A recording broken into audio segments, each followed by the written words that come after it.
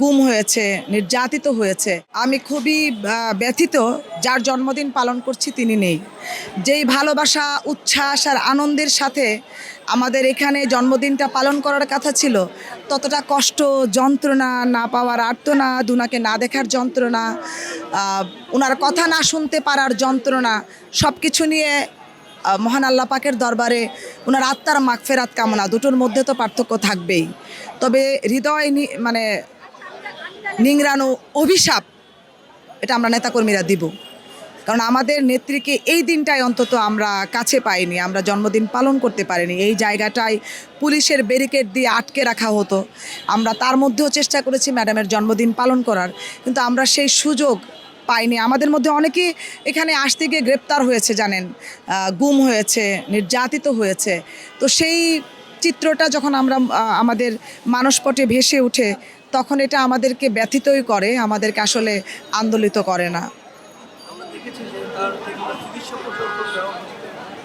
জি, হয়েছে। এবং উনি অসুস্থ থাকা অবস্থায় ওনার অবস্থা এতটা খারাপ ছিল যে তখন দেশের বাইরে নিয়ে যাওয়ার কথা হয়েছে। প্রথমত তো দেশের ভেতরেই চিকিৎসা ওনার দেওয়ার জন্য সুযোগ দেওয়া হয়নি, অনেক কষ্ট করে আইনি প্রক্রিয়া, সেটাও তাদের মানে পরিচালিত ছিল।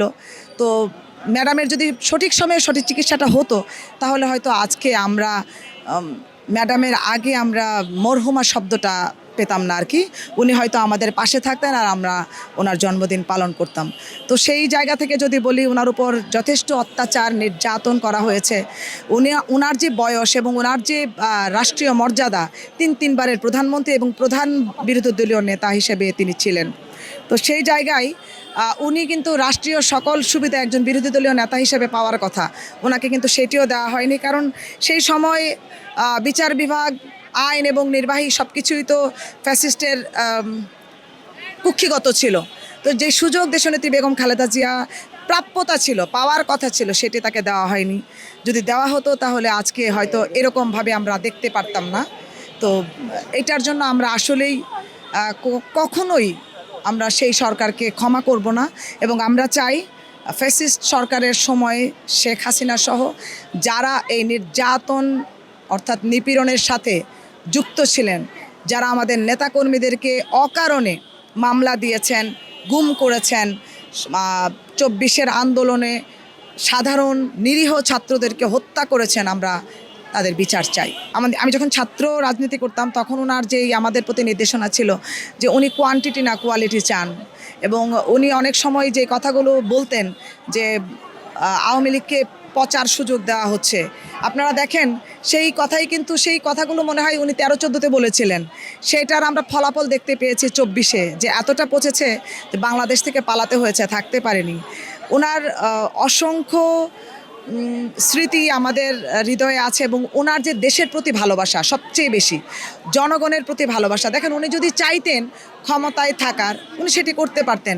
2008 সনে কিন্তু ওনাকে অনেকভাবে প্রস্তাব দেওয়া হয়েছিল সমঝোতা করার। ওনাকে আপোষহীন বলা হয় কারণ উনি দেশের কথা বিবেচনা করে তখন কিন্তু কারোর সাথে আপোষ তিনি করেননি। তো ওনার অন্যায়ের বিরুদ্ধে উনি সোচ্চার ছিলেন, অন্যায়ের বিরুদ্ধে ওনার অবস্থা সবসময় অটল ছিল, অন্যায়ের সাথে উনি কখনো আপোষ করেননি।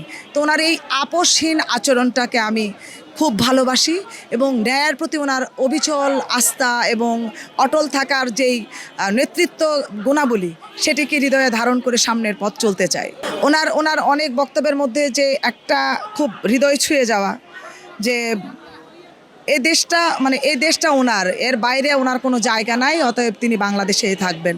তো সেই যে ওনাকে অনেকবার আপনারা জানেন যে দেশের বাইরে পাঠিয়ে দেওয়ার পরিকল্পনা ছিল এবং ভাইয়াকে অর্থাৎ প্রধানমন্ত্রীকে, যিনি এখন বর্তমান তারেক রহমান, ওনাকে নির্যাতন এবং কোকো ভাইকে যখন নির্যাতন করা হয়েছিল এবং সেই ভিডিও ওনাকে দেখানো হয়েছিল, তখন তিনি বলেছিলেন যে আমার ছেলে দুজন না, আমার 18 কোটি জনগণই আমার সন্তান, অতএব দেশ ছেড়ে আমি যাব না, যত নির্যাতন করা হোক।